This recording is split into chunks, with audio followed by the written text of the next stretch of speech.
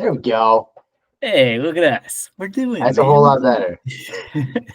So no one's gonna watch this. It's the first episode. We may be at 100 episodes and no one's still watching. But for everyone who needs to know, we have went through about 3 laptops, 4 phones, and a partridge in a pear tree. Cats and dogs have come and gone, and we have finally figured out how to record on Google Meet. So we're ready to rip. We have a video cast. We have a video cast finally. So long story short, Chris, you and I have been talking about putting together a podcast, video cast, vlog, whatever you want to call it. We're real guys. And I don't mean to say that all pastors aren't real guys or people that are just chapter and verse faith people are not real guys. So don't throw me under the bus yet, but just people who are willing to occasionally say a swear word or occasionally make a mistake and own up to that. Could talk about faith and who have kids and who have wives and who put their foots in their mouths or step on their own feet or whatever analogy you want to use, but just have a conversation about faith. And I'm glad we are finally breaking the ice and finally doing it. And it'll hopefully grow to something that people actually want to dive into and be a part of too. We can have other people join this thing, but that's really kind of the goal behind this whole thing. So thank you for putting this together and jumping on and doing some I'm excited. Yeah, we've been talking about it for a long time. Faith. You and I talk daily anyways, so we might as well record it and maybe try to strap some ads. We've been saying that forever. We just got to record what we say. These conversations are hilarious, at least for us, and kind of what do you want to call it, like self-improving at times too. So hopefully we can share a little bit, and maybe it'll make sense and resonate with some people. So since our primary origin is faith, maybe we go through, introduce who we are, introduce yourself first, obviously, and then also just kids, where you live, wife, and then just like if you want to, if you have a denomination, throw that out there. I know yours, but that way people know, like, we can share with everybody. Yeah. So, all right, I'll start. I'm Christopher. I live in South Bend, Indiana. I'm married 20 years. Got 2 kids. College prep time. So one's almost done. The other one's getting in. Faith, cradle Catholic. Been since birth, growing up that way, and kind of learn a lot. And along the way, it's always a value. I don't want to call it a shift. I think the values stay the same, but what it means to be Catholic to me kind of like shifts and grows as I get more experience. So how about you?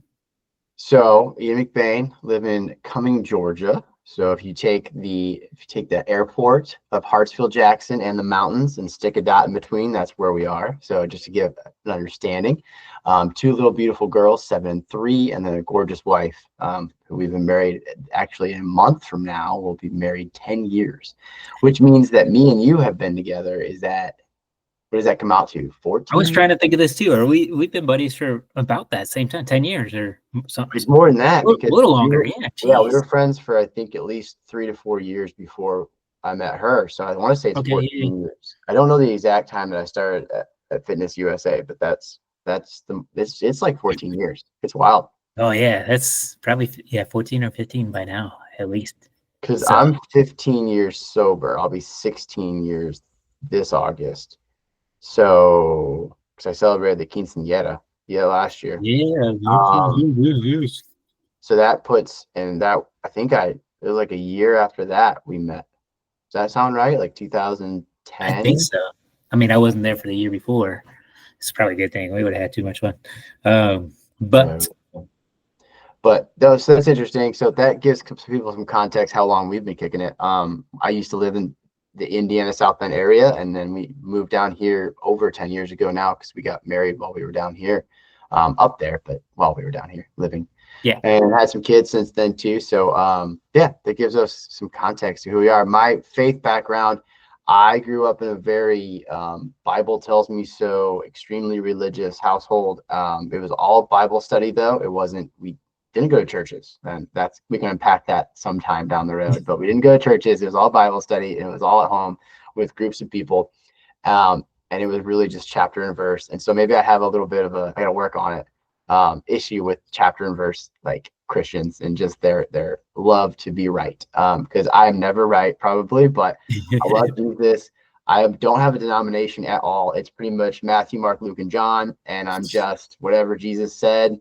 That's what I do. And sometimes even when it comes to later on in Acts and some of the things with the apostles, I'm still in my faith journey struggling to understand whether or not that was 1,000% accurate, or they were just, yeah, they had revelation, but they were humans like me and you, and they made mistakes and stuff happens. Like, I don't know. And that's still open for interpretation. But I'm very much just, hey, if Jesus said it, I break it down to, love everybody the way I taught you to love. And that's kind of the go for me. So that's my background. So it's very hippie-ish, very much just love everybody. And like, that's it. Shine as a light, do the right thing, but love people. I like that. Trying to do the right thing all the time is definitely a task, sometimes more than others, but working at it. Yeah, we'll try to I think what we'll try to do is just say we'll be kind of shorter because of our technical difficulties. We'll try to talk for a little bit about like what's going on in our lives with faith and like what things we're trying to deal with. We'll try to bring people in. I'll work on some faith leaders around this area too. And as we get more into the flow of this and figure it out, technically and just in our cadences, we'll probably add more people and maybe we can get my pastor or something to jump on board sometime. But we'll inch our way into that. Today though, and you and I had kind of texted about this, I can kind of set the stage if it's okay, just what I'm going through.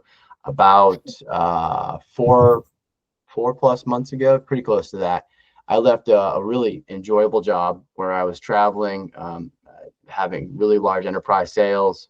I'm in software consulting. And I was able to come see you even like 4 times a year, which was really fun. And just hit up a lot of conferences, really enjoyed the job, but the traveling and just some of the lack of communication with the leadership, it had me kind of leaning into, can I do something else for my family? Can I be home more? Can I work, not necessarily the best things for me, like being remote and being on the road and kind of having a lot of like freedom in my job. Maybe if I was more structured, I could be more successful. Maybe if I worked in a closer office, and also maybe if I traveled less. So I was recruited to a vice president of sales job, which was a really exciting opportunity for me. I thought it was kind of my like, hey, this is 5 years plan. We did all the right things and everything was looking great. And I literally, before everything went south, I told my wife, I was like, I'm just so happy as I was putting her to bed, like that life is just, we have everything kind of figured out. And of course, that's the time that it just tumultuates. So walked into the office, was supposed to be giving my sales kickoff to my board, and was informed that the company had lost a ridiculous amount of money on the government side, which I'm not privy to. And so they reduced the workforce by 50%, and I lost my job. And so 65 days into a role that I was really excited about and everything was perfect, I got a big curveball. And so I think today we were kind of talking about what I've been going through in that journey and finding a new job, and also like not understanding God's plan at all, or not understanding if it's part of his plan or if it's just maybe there's something nefarious that's going on in your life that's kind of that he's protecting you from now in this moment, but that wasn't of him. And just trying to understand, like, some of these job opportunities that I was meeting for, they didn't come through. And you take the personal blame on that, but also like, what does God want from me? And how much of this relinquishing control, but also having to be responsible and in the moment and committed to the effort, like what does that mix look like? And just also trying to rejoice even in what I feel like is like a real deep valley where I'm, finding myself at night a little bit, on the depressed side and not really understanding, having kind of one of those King David moments where I'm outside in the cold, just like looking up at the stars, like, dude, what are you doing up there? Like, what is going on with me? What's up with my life? And this does not feel like winning. And yet I'll take a second to step back and also know, like, I am very blessed and we have a lot going on in our lives. But I think everybody wrestles in these moments, especially with that uncertainty of like, well, what is God doing in my life? And in a very human way, why can't he just do it? Like, why can't we just get to the peak now? Like, why does the valley have to be like this? And so I'm trying to understand that. And you mentioned that, you had some things to talk about in that area, but I thought we would just kick it off and just kind of, there's no script for this, guys. We're just talking. So yeah. fun. And It's thanks for sharing. I do want to point out that we've been talking about this for a long time and starting this, and you picked a heavy subject to start with, I think. So all right. We'll unpack it a little bit, hopefully together, and we've talked Pick it about it off real before, easy, so right? I think we'll get through this okay. And it's crazy. Sometimes God does open doors for you or closes others. Some of just aren't meant to open, right? And Yeah. we don't always understand why. Oh, okay, I do want to point out that I'm about, I think about 10 years older than you. So Doesn't look like it, but you I should. know it's because I wear these hats. I have to wear these Really hats. I don't have the hair anymore. Or you can like do something funny with the top, and you look 5 years younger at least. Oh, absolutely. Yeah. No, that looks like something for sure. So being older, I've experienced these, and I thought about it too. I was like, because we've been talking for the last couple weeks, like 10 years ago, I've been with the company I'm at now for 10 years. 10 years ago, Wow. I was not with that company at all. I was sitting kind of where you are. And I remember how difficult things were at times, how I felt. And I was lucky to have some people close to me that shared, I wouldn't say experience, they shared like common sense in these situations. Yeah. And it was one of them uh, said, don't try to figure out, don't try to understand what's going on in your life right now. It's like if God has a plan for you, like you're gonna try to understand his plan. Like, come on, Yeah. that might be a little much for me to try to get my hands on, right, or to get a grip of. So, not trying to understand anything, but just knowing the path that I need to take was a lot of help. I just had my disciplines. I just was like, all right, even when it's hard, you still gotta struggle through and show up every day and do the things. And Yep. it doesn't always feel good. It does. It feels even bad at times, and you're like, man, why do I got to go through this? So I remember those times for sure. Not my happiest days, and I feel for you. Anybody going through that, really. If there's anybody in the audience go through that, well, where'd you go? I'm still here. I closed my camera. Hold on. Hey, you're back. Anybody in the audience still going through that? I hope that you don't have to unpack it all in one setting. You don't have to feel like you're unworthy. You are. God loves you and we love you. So get up, get to work, keep pushing forward, and you're gonna have that path to the right way direction there. So I appreciate that. And you mentioned something there too, like, and I don't know if it's Isaiah or it's one of the prophets. So everybody's gonna beat me up on this, but it's like my thoughts are not your thoughts, my ways are not your ways, right? Like, and if we really truly believe that, then it's like, he doesn't think in monetary ways. He doesn't think in the ways we do. He's got more than the five senses that he gave us, and so it is tough to try to understand what is going on, and from maybe a spiritual perspective, that's almost like an ignorant thing to try to do. But as especially guys in these moments, we're trying to navigate it because we have a responsibility to navigate it, right? I'm a single, I'm the single provider for my family, and so with two little girls and a wife, it's trying to walk that line of like, yeah, we could go do that job, but then, it's a little bit less upfront and we got to make it on the back end. What does that look like? Or, we could go with, for a different option, but is that going to be steady, or we can be back in the situation in 18 months or something like that? And so it's a lot. And thank you for mentioning too, just, yeah, you do feel down. Like I'm trying my best. Certain moments it'll hit me like a wave, and I'll be playing with the kids and they're loving on me, right? The moments that like you're never going to want to forget that as a dad are fleeting because they get older so fast. And I am completely like sad. And like, it's terrible that you have that like mental fog and it's temporary, but like to your point, like I felt the rejection of it. I didn't do anything to lose my job. It's not like I lied, cheated, or stealed, or did something wrong, but you still feel rejected. And it's so hard to get past some of those human emotions and even ego. Like my ego's chipped, and like, but that's a real thing that I have to walk through and figure out. So it's really wild and you can have valleys and peaks and valleys and peaks, and you feel like, oh yeah, me and God are good. He's always going to show up. And I know he will, but I'm very impatient at this point, right? And so you're like, get it done, man. Get it done. I want to be, everything else in my life is like up and to the right. And my career is like, hey, let's keep you humble, right? Like, I don't know how to that's not a bad quality to build, right? So I've talked before about embracing the struggle, and I think the struggle makes us stronger. And we know we've both been through some struggles we've shared with each other, and it's definitely a personal growth process when you have to go through it, right? And not only do you have to stay strong for yourself, being a dad, you got to stay strong for the whole family, and you can't. I kind of sometimes don't want to say this the wrong way, but like you can't be like to. Let's back up a step. Like if I show up to work, right, and I'm responsible for a sales pipeline, getting results, and pushing this sale through, and the whole process is not going well, right? I can't look at my boss and be like, well, God's plan must be different, right? Yeah. He's going to look at me like, what? He's like, no, you got to get some action. You got to come up with some answers. You got to get so the work that we put in kind of can like move next to our wife and our kids and everybody along the way too. It's like, man, I know God's got a plan for me. I know but I don't know what it is. Yeah. And I'm going to do this and this and this until I get that alignment with them to do this. But, we've got each other. We're not going to starve.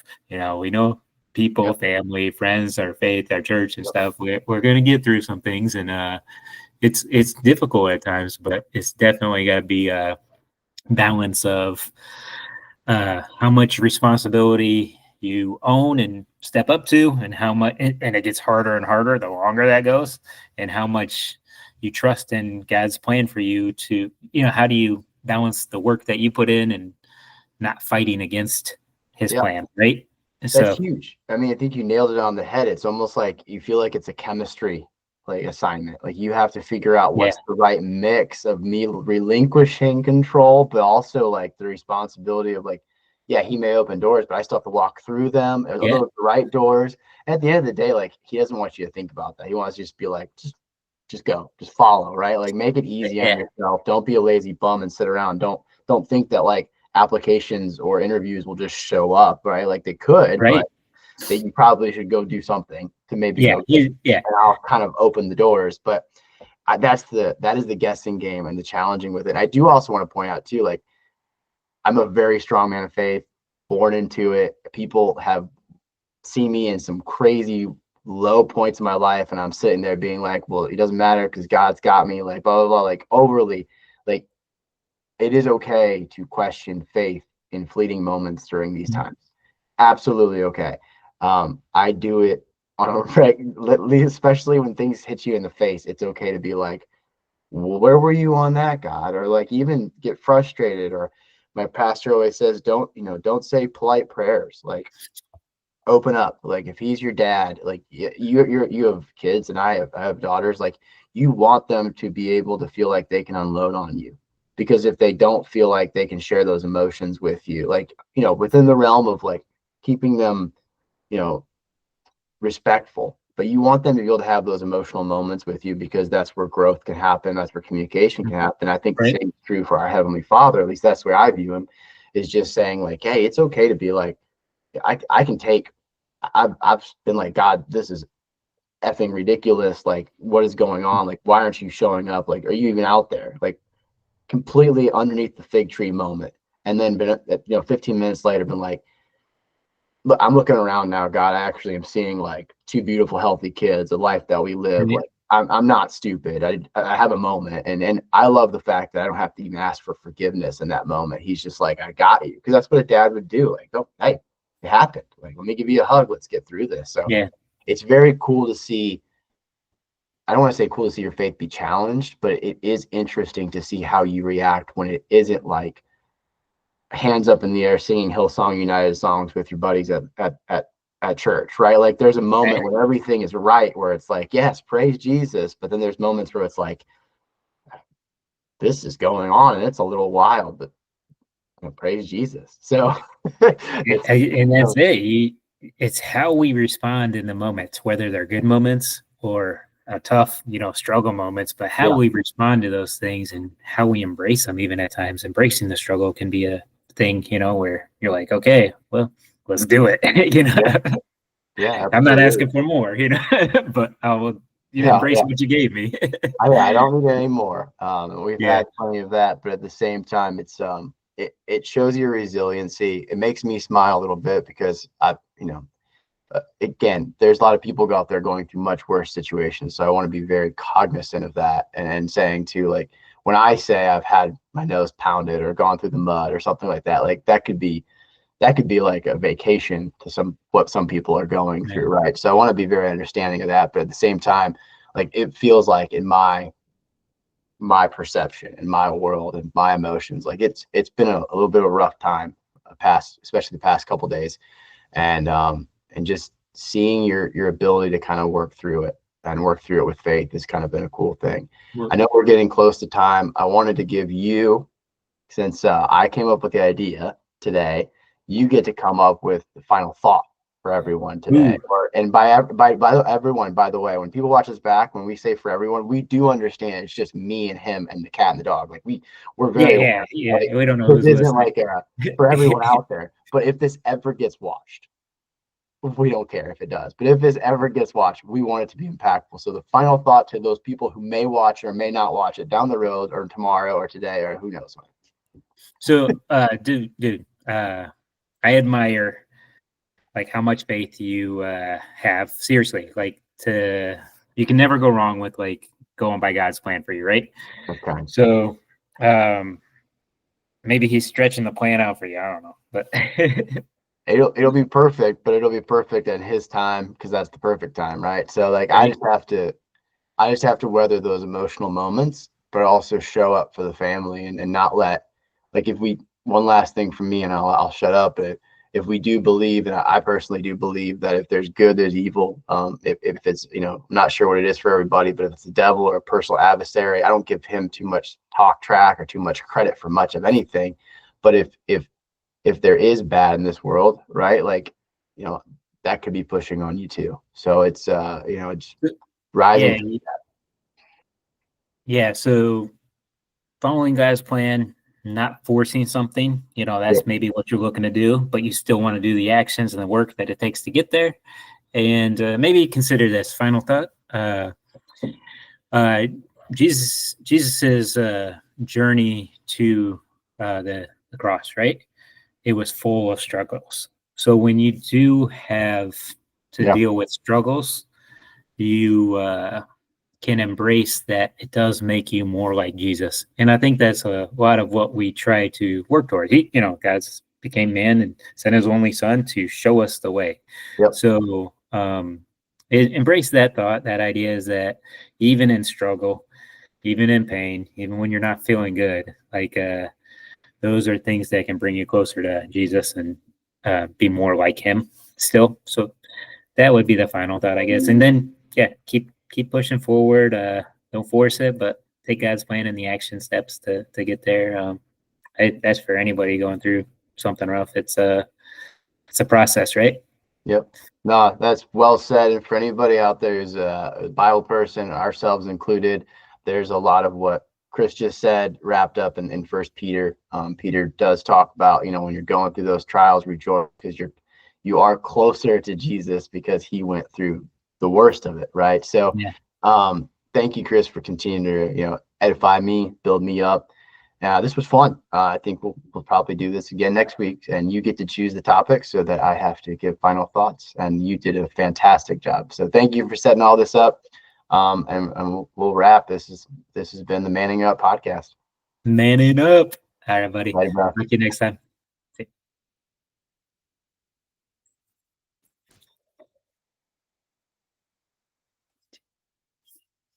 Where's my mouse? Computer.